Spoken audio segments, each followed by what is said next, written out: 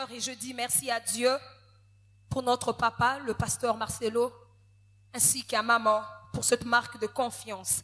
Je dis merci aussi à Dieu pour tous les hommes de Dieu de cette église, mais aussi particulièrement à toi qui es là ce soir. Amen. Je suis dans la joie d'être ta sœur. Amen, amen. Voilà pourquoi je bénis le Seigneur. Je bénis la présence de Jésus au milieu de nous. Je bénis la présence du Saint-Esprit de Dieu au milieu de nous.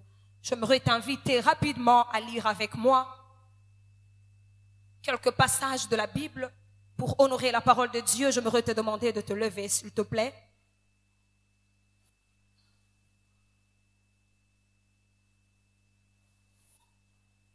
Nous allons lire dans Éphésiens, le chapitre 5. Nous allons commencer à partir du verset 24 jusqu'au verset 27. Éphésiens, le chapitre 5, le verset 24 jusqu'au verset 27. Je lis au nom de Jésus. Or, de même que l'Église est soumise à Christ, les femmes aussi doivent l'être à leur mari en toutes choses. Marie, aimez vos femmes comme Christ a aimé l'Église et s'est livré lui-même pour elle, afin de le sanctifier par la parole, après l'avoir purifié par le baptême d'eau, afin de faire paraître devant lui cette Église glorieuse, sans tache, ni ride, ni rien de semblable, mais sainte et irrépréhensible. Nous allons encore lire Matthieu,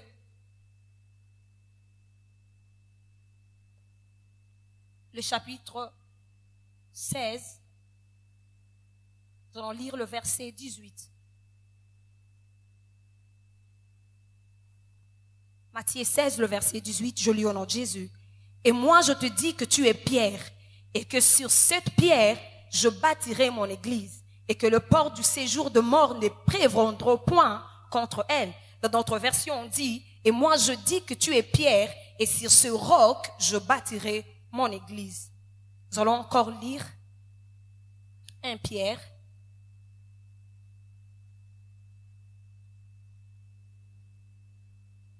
le verset 2.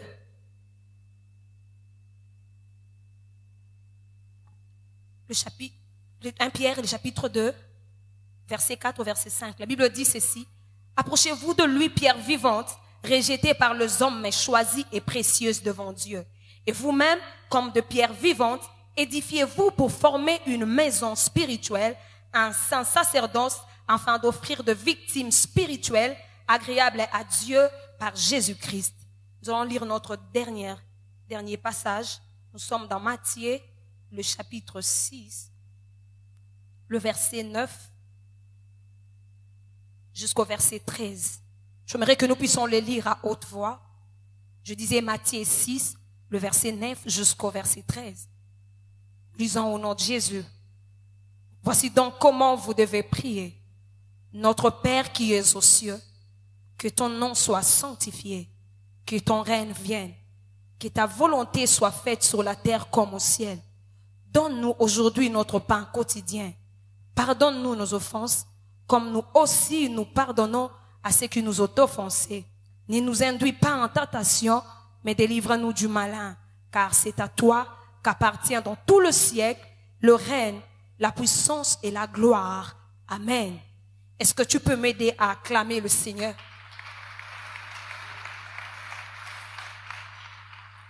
Amen, amen. Si 3 frères de la chorale peuvent m'aider pour me permettre de illustrer la pensée que le Seigneur a déposée dans mon cœur. Le thème que je nous propose ce soir, c'est que ton nom soit sanctifié. Amen, amen. Cette prière que nous venons de lire ici à la fin, beaucoup de gens le recitent et d'autres même de chapeler pour le faire. Ils le font 10 fois, 15 fois, 20 fois, ça dépend de leur problème. Je ne sais pas. Mais le problème, ce n'est pas seulement de répéter la prière de notre Père autant de fois que tu veux le répéter, mais de savoir l'implication qui est derrière cette prière. Ce n'est pas seulement une simple récitation, je voulais dire, ce n'est pas une récitation, mais cela exprime la pensée du Seigneur. Les disciples, voyant le Seigneur, ils ont posé la question à Dieu. Ils lui ont demandé, montre-nous comment prier. Je croyais que le Seigneur allait dire autre chose. Je croyais que le Seigneur allait faire une prière et peut-être étonner le monde pour demander que les anges de Dieu descendent et qu'il y ait de miracles parmi l'église. Mais le Seigneur commence cette prière en demandant aux disciples de prier comme ceci. Notre Père qui es aux cieux. Il ne dit pas mon Père, il dit notre Père qui est aux cieux. Il associe des hommes et des femmes qui n'étaient pas jusque-là encore de fils à cette prière. Voilà pourquoi ce soir, moi et toi, nous pouvons dire notre Père qui est aux cieux. Parce que nous aussi, nous sommes fils. Alléluia. Mais il ne dit pas seulement au fils de dire au Père pour démontrer la relation qui existe entre celui qui prie et celui qui est prié. Mais aussi, Jésus continue à dire ceci, notre Père qui est aux cieux, que ton nom soit sanctifié. Je n'aimerais pas encore faire des commentaires là-dessus. Mais lorsqu'il parle du nom de Dieu qui doit être sanctifié au milieu de ce fils, après cela, il dit que ton règne vienne. En d'autres termes, Père, fais ainsi que ton royaume descende sur la terre. Mais lorsque nous regardons bien, la Bible nous parle de l'Église. C'est comme si le royaume n'est pas encore venu, mais c'est l'Église qui est en train d'opérer. Je crois qu'à la fin de ce message, le Seigneur m'aidera à t'expliquer la pensée qu'il a déposée dans mon cœur. Le Seigneur savait pourquoi il a demandé que le royaume vienne. Parce que l'Église est partie intégrante du royaume. Nous sommes Église. Ça, c'est le royaume. Dans le royaume, il n'y a pas seulement l'Église. Beaucoup de gens confondent le royaume et l'Église. Le royaume est beaucoup plus grand que l'Église. L'Église, c'est une partie dans le royaume. Et lorsqu'on parle de l'Église, il n'y a pas seulement des hommes et des femmes qui composent l'Église. Il y a aussi celui qu'on appelle la tête de l'Église, l'époux de l'Église, qui est Jésus-Christ.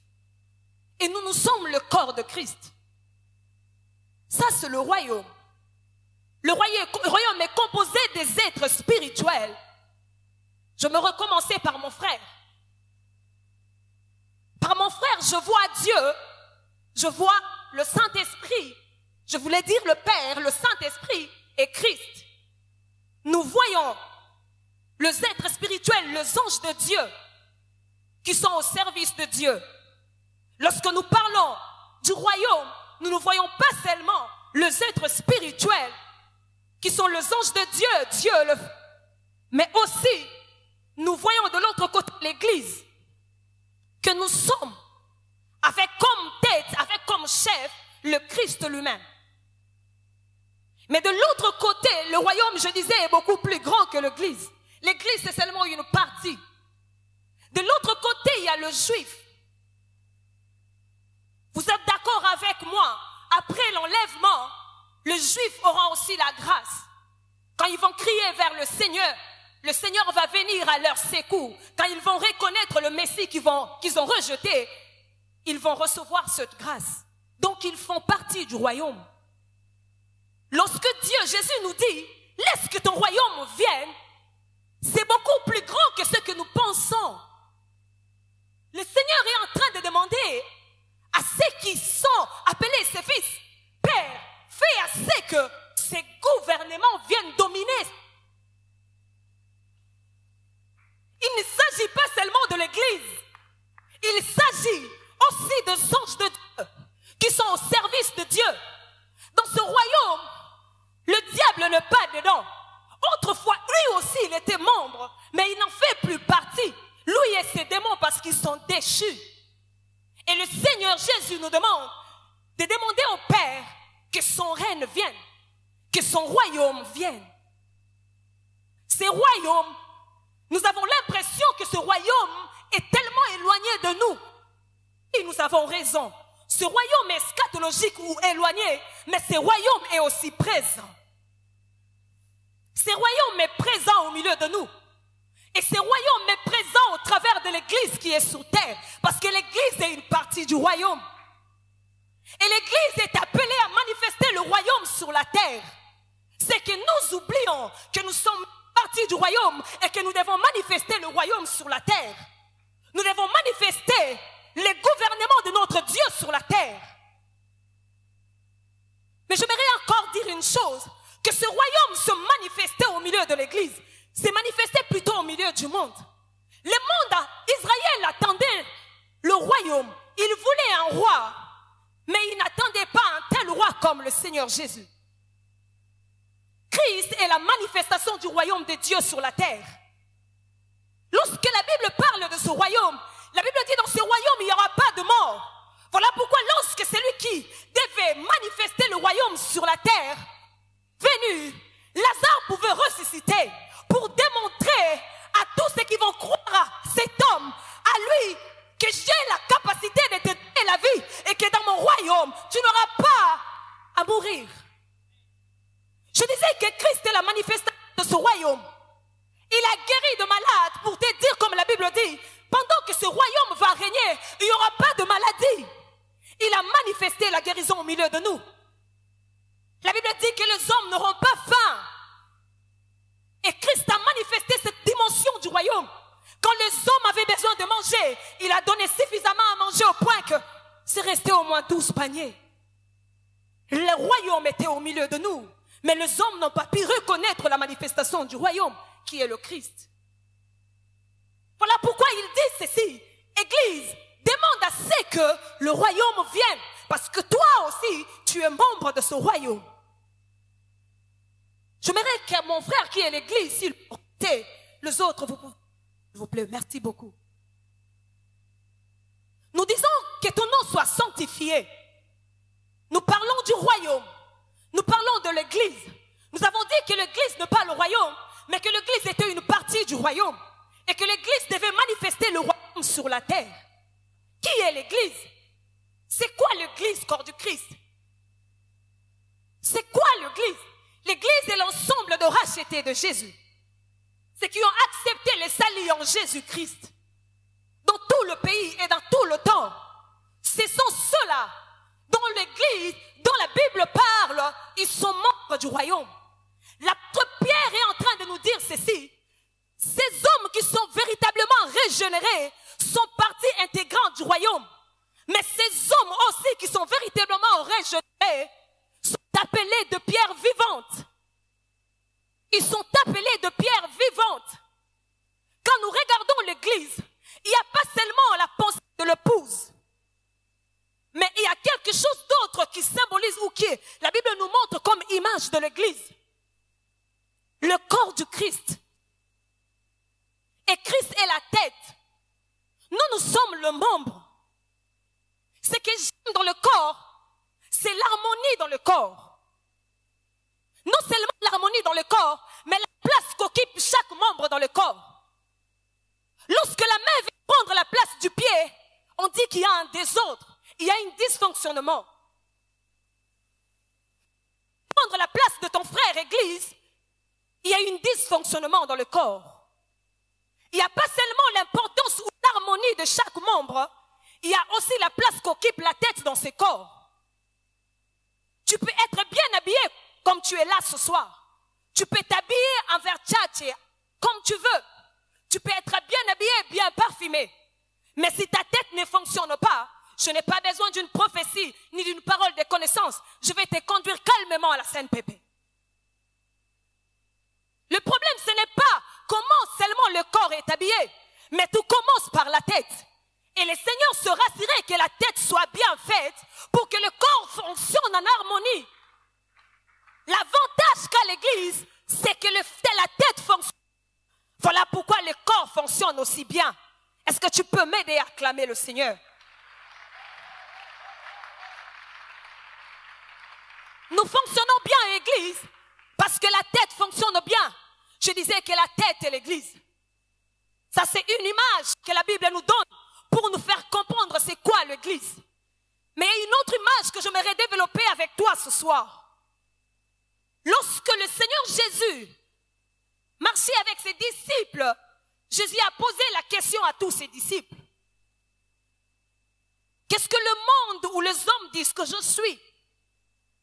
La Bible dit beaucoup ont donné leur réponse. Et ce sont les mêmes réponses que nous rencontrons aujourd'hui dans notre époque. Beaucoup disent que Jésus est prophète.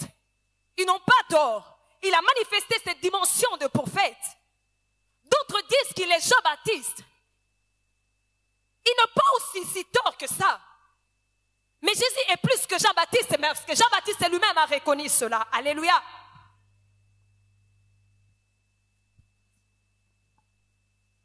Mais il y a quelqu'un qui a répondu mieux. Et si j'étais le prof, heureusement Jésus-Christ lui-même était là comme le coach. Il a coaché Pierre.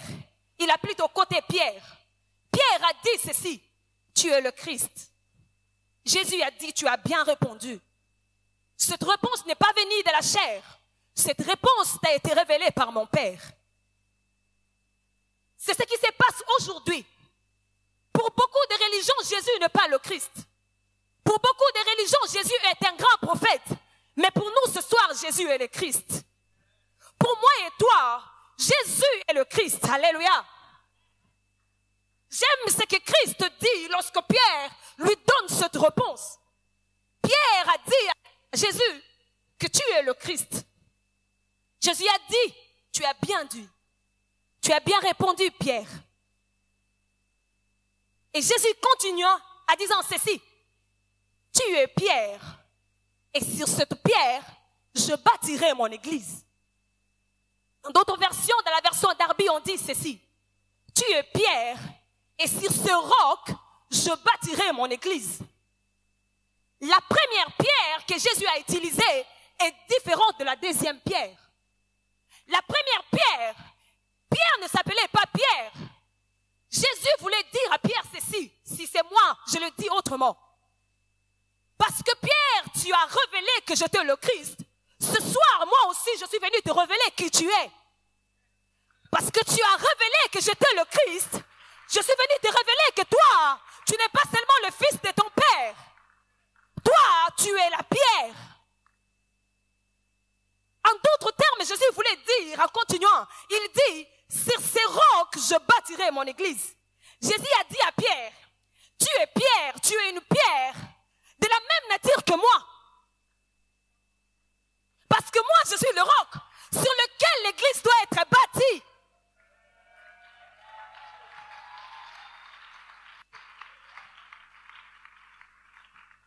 Tu as la même nature que moi. Voilà pourquoi je t'appelle Pierre. Et sache ceci, Pierre, que tu ne seras bâti que sur moi. À chaque fois que tu auras la révélation de ce qui est Jésus, tu auras la révélation de ce que toi tu es aussi. Ta révélation de la personne de Christ te donne la possibilité de connaître exactement ce que tu es dans le royaume de Dieu. Pierre croyait qu'il n'était seulement qu'un simple pécheur. Mais ce jour-là, Pierre a pu découvrir qu'il était aussi Pierre. Et le même Pierre, lorsque nous lisons dans le passage que nous avons lu de 1 Pierre 2, Pierre a compris la pensée de Christ. Pierre a dit ceci: approchez-vous de cette pierre vivante, qui est le roc, sur lequel tout doit être bâti. Approchez-vous. Qui doivent s'approcher? Ce sont des pierres vivantes. Édifiez-vous pour former une maison spirituelle qui est l'église. Christ a dit: c'est sur cette roc que je bâtirai mon église. Le Seigneur avait l'intention de bâtir l'église, mais il manquait quelque chose. Le roc était là, mais les matériaux qui devaient constituer la construction de l'église faisaient problème. Mais lorsque Pierre a révélé qu'il était le Christ, Jésus a dit: voici le moment que je vais bâtir. Mais je vais bâtir avec de pierre. Je ne vais pas bâtir avec du chaume. La Bible nous donne l'exemple de 2 personnes. Ces 2 personnes aussi avaient l'intention de bâtir. La Bible dit ceci: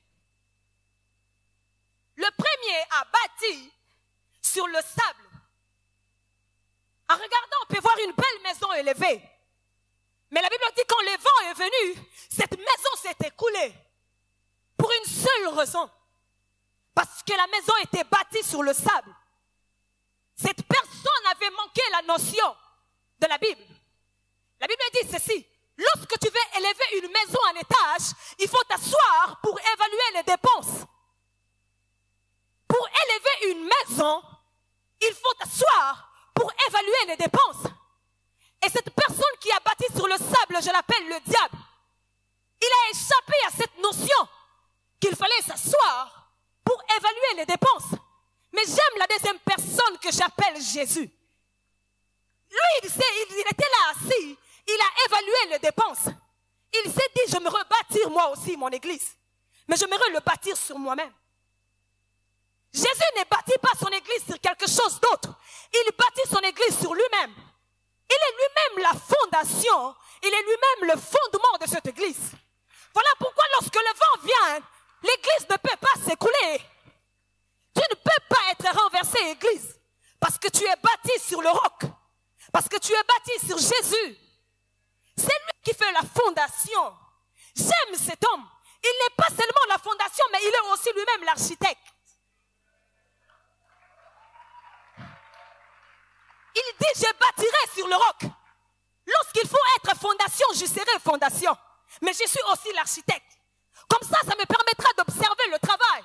Je peux calmement évaluer les dépenses et voir comment la maison est élevée.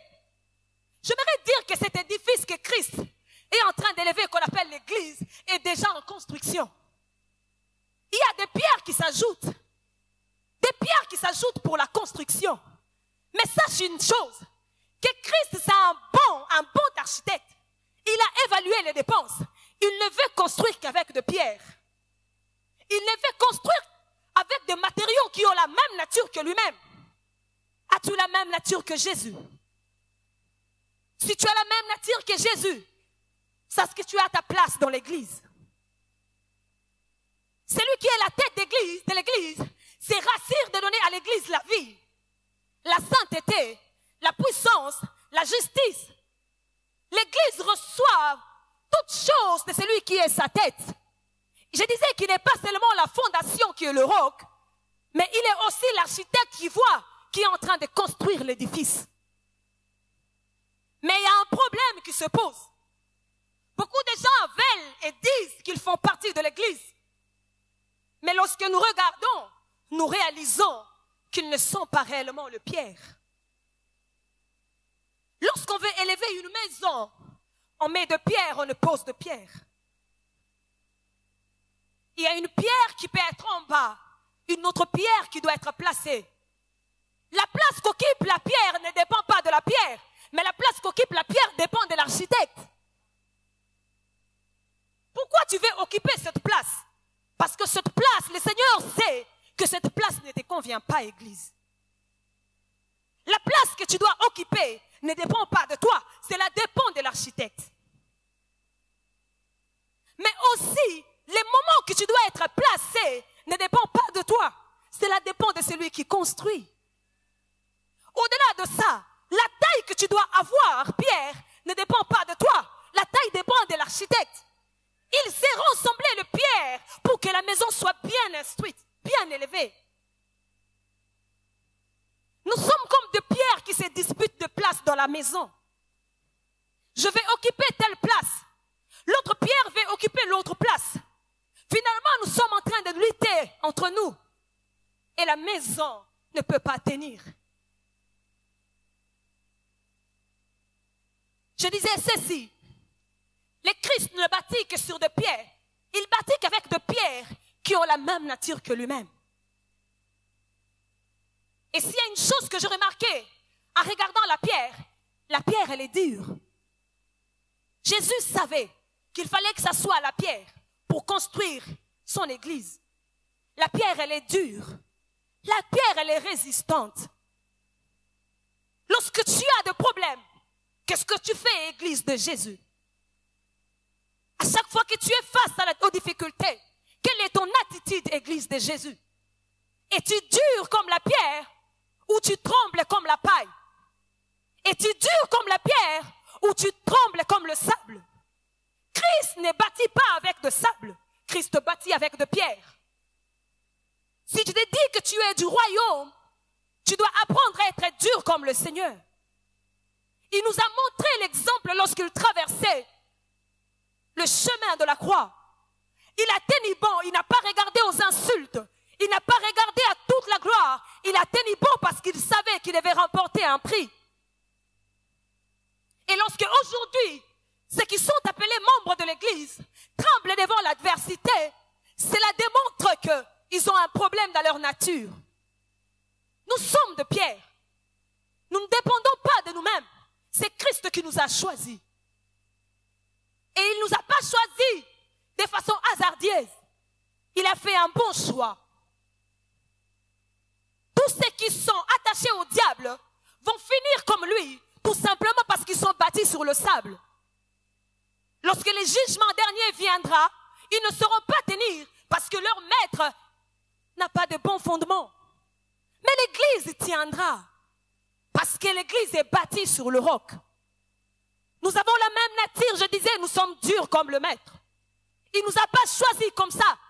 Il veut travailler ton caractère. Voilà pourquoi, Église, tu traverses des moments très difficiles dans ta vie. C'est parce que le Seigneur veut que tu lui ressembles. Il est le roc, tu es la pierre. Il te fait passer par cette voie pour que tu reçoives le caractère de la pierre. Il a compris que devant le problème, tu trembles beaucoup. Et il te met à l'épreuve. Voilà pourquoi dans cette prière, Jésus ne dit pas, ne nous soumets pas aux épreuves. Il dit, ne nous soumets pas à la tentation. Parce que les épreuves vont toujours arriver. Il te soumettra toujours aux épreuves. Parce qu'il veut te travailler, Pierre. Il te soumettra toujours aux épreuves. Tu t'attendais peut-être que je dise autre chose.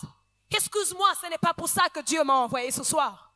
Pierre, il te soumettra aux épreuves. Afin que tu deviennes dur comme lui. Que tu tiennes. Le Seigneur m'a fait comprendre une chose. Lorsque nous voulons élever une maison, la fondation, elle est là. Ça, imagine que ça c'est une pierre. Il faut mettre une autre pierre dessus. Cette pierre peut se plaindre parce qu'il y a une pierre qu'on a mis au-dessus de lui. S'il vous plaît, répondez-moi, Église. Est-ce que cette partie se plaint parce qu'il y a une autre partie au-dessus de lui? C'est ce que nous faisons, nous. Nous nous plaignons parce qu'il y a d'autres pierres qui sont élevées au-dessus de nous. Nous nous plaignons.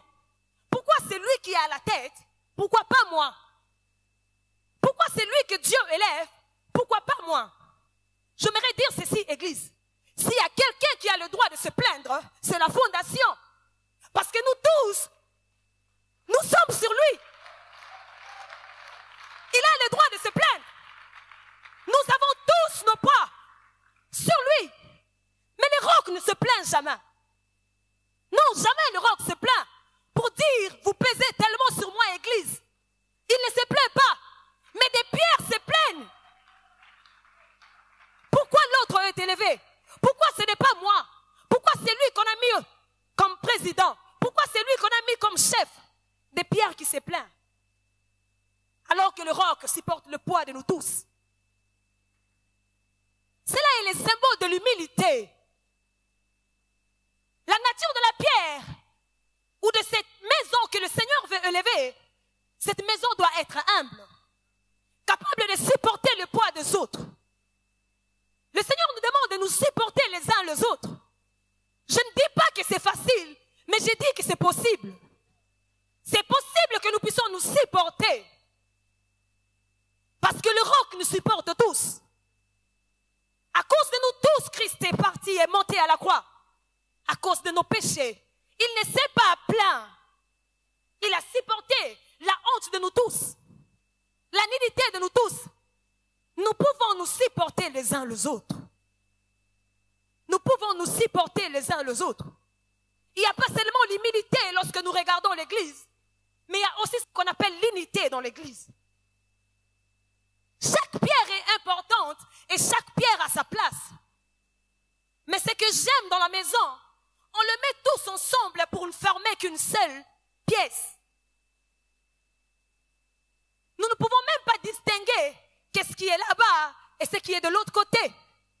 Nous voyons seulement la beauté de cette maison. C'est ça l'église, l'unité dans laquelle nous devons travailler. Nous sommes certes différentes, mais nous pouvons travailler dans l'unité, dans l'amour. Parce que Christ est en train de travailler une église qu'il ne présentera pas seulement au monde, mais qu'il présentera d'abord à lui-même. Et je compare l'église à la reine Esther. Je compare l'église à la reine Esther, qui n'avait pas droit d'être reine. Mais la Bible dit que cette reine a bénéficié de tout le soin possible. Et au moment qu'il fallait, elle a rencontré le roi. Au milieu de tous ces hommes, le Seigneur a porté son choix sur nous, reine Esther. Mais ce que j'aime avec la reine Esther, c'est que le roi a fait quelque chose que le Seigneur fera à la fin de temps. La Bible dit ceci: le roi voulait présenter ce qu'il avait de précieux au monde. Il a présenté toute la gloire comme notre Père. Il a présenté tout ce qu'il a. Les cieux et les cieux de Dieu. La terre appartient à Dieu, appartient à Dieu. Toute la richesse qui regorge la terre appartient à Dieu. Mais le Seigneur s'est dit en lui-même que j'avais quelque chose de beaucoup plus précieux à mes yeux. C'est comme ce roi. Tout ce qu'il a présenté, c'était bien aux yeux des autres. Mais il a dit, je vais présenter Vashti en dernier, parce que c'est ce que j'ai de plus précieux. Il voulait présenter au monde la beauté de cette femme. Mais cette femme n'a pas respecté comme Israël. L'Église a trouvé grâce comme Esther. C'était le tour de l'Église d'être présentée aux hommes. C'était le tour de l'Église d'être présentée au monde. Mais j'aime Esther. Esther ne s'est pas comportée comme Vashti. Esther s'est présentée. Et ce jour-là, j'aimerais que tu saches une chose. Le Seigneur te présentera et tout le monde verra que Église, tu es une belle femme. Le Seigneur présentera son Église sans tache, ni ride. Irrépréhensible, dit la Bible. Parce que chaque jour, le Seigneur est en train de laver son Église par sa parole. Et il le présentera comme Esther. Il te le présentera pas seulement comme ça, mais la Bible dit qu'il y aura une couronne sur ta tête, Église.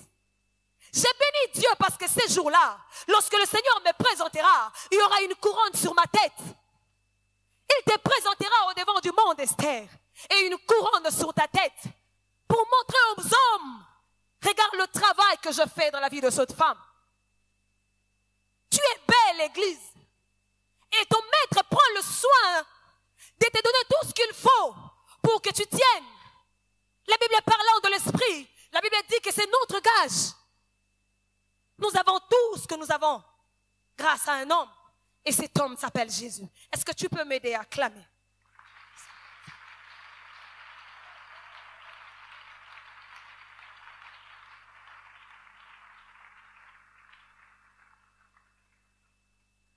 Nous sommes tous participants de cette grande maison. Cet grand édifice que le Seigneur est en train de construire, dont lui-même est la fondation. Et il veut que le Pierre ait la même nature que lui. Voilà pourquoi il a demandé à ceux qui étaient ses enfants de faire cette prière. Notre Père qui es aux cieux, que ton nom soit sanctifié. Que ton nom soit sanctifié veut dire à d'autres termes, que ton nom soit mis à part. Que ton nom ne soit pas associé à d'autres noms. Que ton nom, lorsqu'il y avait, c'est comme s'il y avait beaucoup de noms. Mais il fallait élever le nom de Dieu et le mettre à part. C'est ce que nous devons faire. Sanctifier le nom de Dieu, Église. Chacune de nous, tels que nous sommes là, le Seigneur nous appelle à sanctifier son nom. Dans le ciel, les anges sanctifient déjà le nom de Dieu. Mais sur la terre, c'est à toi et moi de sanctifier son nom. Cela ne veut pas dire que le nom de Dieu n'est pas saint. Le nom de Dieu est saint, mais c'est à nous aussi de le mettre à part. Ce n'est pas le mélanger dans le péché. Les anges qui habitent le ciel, à chaque fois qu'ils voient Dieu, ils disent saint, saint, saint. Nous avons l'impression qu'ils disent la même chose, mais ils ne disent pas la même chose. Ils constatent que Dieu est beaucoup trop saint à chaque fois qu'ils sont en train de le regarder. Et ils ne s'arrêtent pas pour dire à Dieu que tu es saint. Mais le vrai problème se trouve au niveau de la terre, où le nom de Dieu n'est pas sanctifié, où le nom de Dieu est associé dans le péché. Et lorsque le Seigneur Jésus demande à ses disciples, à chaque fois que vous allez prier, dites que ton nom soit sanctifié, cela n'était pas ramassé comme cela. C'était une coutume en Israël. On associait toujours le nom du Père à celui du Fils. Voilà pourquoi lorsque David a remporté, on n'a pas voulu savoir son nom, on a dit de qui il est fils. S'il est fils de tel, voilà pourquoi il fait telle chose. Et lorsque Jésus commençait à faire beaucoup de miracles, les gens se sont posé la question, n'est-il pas le fils de Joseph? Il voulait tout simplement dire ceci. Nous n'avons jamais vu Joseph faire ces choses. Comment son fils doit faire cela? Parce qu'il y avait un certain héritage. Les fils devaient bénéficier des choses que les parents étaient en train de faire. C'était étonnant de voir Jésus faire des choses que Joseph n'a pas fait. Ils étaient étonnés. N'est-il pas le fils de Marie? En comprenant cela, le Seigneur nous dit ceci. Nous aussi, nous avons un Père. Mais nous devons sanctifier son nom. Donc mettre son nom en dehors de tout le nom. Enfin, le monde reconnaîtra que nous sommes fils de celui qui est saint. À chaque fois que tu vis ta vie dans le péché, tu ne sanctifies pas le nom de ton Père. Tu le mélanges dans le péché.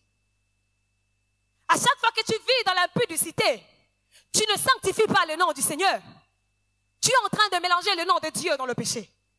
À chaque fois que tu vis loin de la présence de Dieu, tu n'es pas en train de sanctifier le nom de l'Éternel. Tu es en train de mélanger le nom de l'Éternel dans le péché. Ce soir, j'aimerais que de Pierre dise, nous voulons sanctifier ton nom. Nous ne voulons pas mélanger ton nom dans le péché. Nous ne voulons pas associer le nom de celui qui est notre Père dans ce que nous sommes en train de faire de sale. Nous prenons ce soir la décision de marcher dans la sainteté pour sanctifier le nom de Dieu. Est-ce que tu peux m'aider à acclamer Dieu?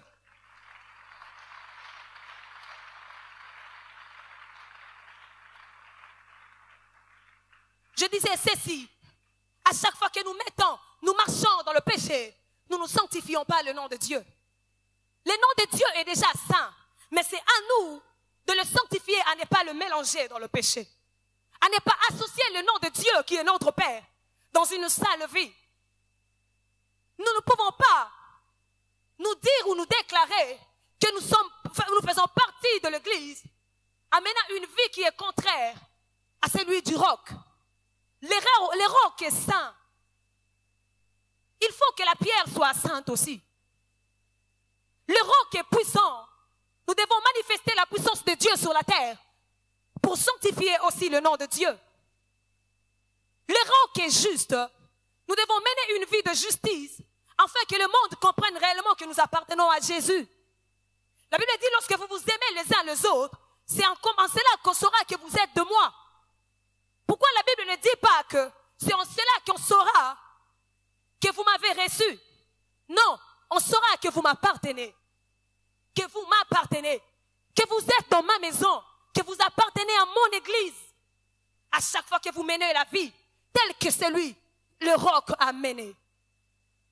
La nature de la fondation. Si nous pouvons proclamer que nous sommes l'église, nous devons avoir la même nature que la fondation. Avoir la même humilité que la fondation. Savoir nous supporter, être patients les uns les autres. Je disais d'être dur pour résister devant les épreuves. Parce que les épreuves viendront toujours. Mais c'est à nous de manifester la nature de celui qui nous a appelés. Nous sommes Pierre. Mais nous devons être aussi de Pierre. En manifestant la nature de Jésus dans nos vies. À témoigner réellement que nous appartenons à Dieu. À témoigner par nos vies, mais à témoigner aussi par nos actes, que nous appartenons réellement à Dieu. Beaucoup dans nos maisons, les hommes s'étonnent qu'on nous appelle chrétiens.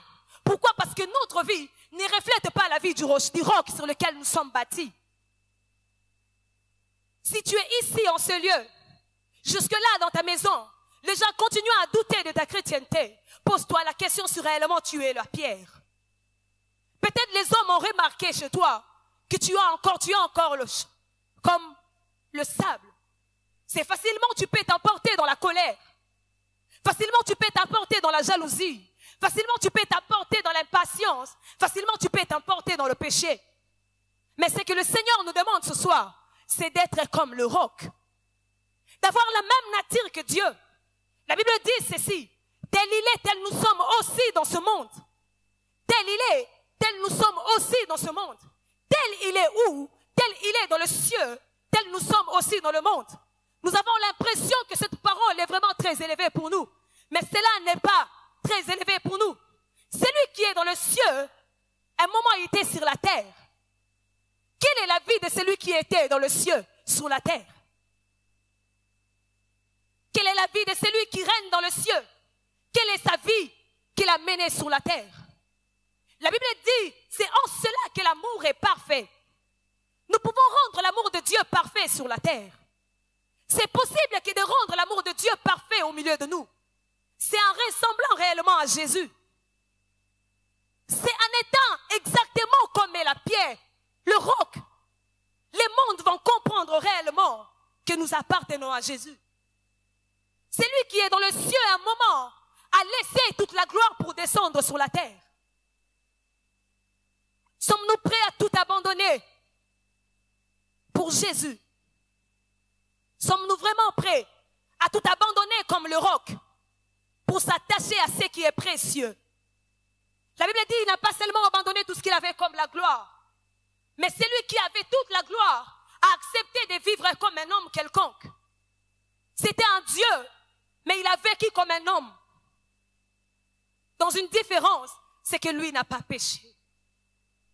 Il a accepté la croix pour que toi aussi tu puisses l'avoir comme exemple. Il a accepté la croix pour que toi aussi tu acceptes de porter ta croix. Pendant qu'il était à la croix, des hommes qu'il a bénis l'ont humilié. Parmi nous, il y a des hommes qui sont humiliés, le Seigneur me le dit. Parmi nous, il y a des hommes qui sont en train de traverser des moments d'humiliation. Pendant que tu es humilié, qu'est-ce que tu fais? Tu sanctifies le nom de Dieu, ou toi aussi tu entres dans ces jeux pour te revendiquer. Tel il est, tel nous sommes aussi dans ce monde. Tel il est, tel je suis aussi dans ce monde. Il a accepté la honte pour qu'à mon tour, que j'accepte aussi la honte. Il a accepté le fouet pour qu'à ton tour, que tu acceptes aussi le fouet. Pendant qu'il était à la croix, des hommes lui ont demandé, si tu peux descendre, toi qui te disais que tu es le maître, que tu es le Seigneur. Christ n'est pas descendu à la croix. Il est resté là parce qu'il avait une mission à accomplir. Tu es de ceux qui descendent de la croix pour taper, ou tu es de ceux qui restent à la croix parce qu'ils ont une mission à accomplir. Dans la situation que tu es en train de traverser, est-ce que tu restes à la croix ou tu descends? Si tu es déjà descendu de ta croix, j'aimerais te dire, s'il te plaît, est-ce que tu peux remonter? Ta place n'est pas là où tu es. Ta place, c'est la croix. Parce que sa croix, ce n'est pas seulement ta finalité. Ta finalité, c'est le ciel. Parce qu'il faut que le royaume vienne. Mais pour que le royaume vienne, il faut que toi, tu sois aussi élevé pour rejoindre celui qui est la tête. L'Église doit rejoindre celui qui est la tête. Mais une seule condition. Alors que nous sommes sur la terre, nous avons appris à sanctifier le nom de Dieu. Où est-ce que tu es bloqué, Église? Où est-ce que tu es bloqué? Au niveau de ton travail? Où est-ce que tu es bloqué, Église de Dieu? Ce soir, le Seigneur me demande de faire appel aux pierres. Des pierres qui sont en train de traverser des moments très difficiles dans leur foi. Mais que Dieu veut qu'ils tiennent bon parce qu'ils doivent être durs. C'est avec ces pierres-là que le Seigneur fait bâtir son église. Et c'est avec ces pierres que Jésus va revenir pour régner. C'est avec ces pierres-là qu'il régnera. Parce que ces pierres le ressemblent vraiment. Ces pierres n'ont pas quitté l'édifice pour dire que ça fait mal de supporter le poids des autres. Mais ils sont là malgré les difficultés qu'ils sont en train de rencontrer. Malgré les oppressions qu'ils sont en train de rencontrer. Ils sont là, ils ne veulent pas lâcher prise. Ils tiennent bon parce qu'il y a un prix à remporter. Il n'y a pas seulement la souffrance que tu subis, Église, mais il y a aussi une couronne qui t'attend, Église de Dieu. Mais pour atteindre cette couronne, tu dois sanctifier le nom de ton Dieu. Tu dois le sanctifier dans cette dimension. Tu dois le sanctifier dans cette difficulté. Tu dois le sanctifier dans là où tu es. Est-ce que tu peux m'aider là où tu es à te lever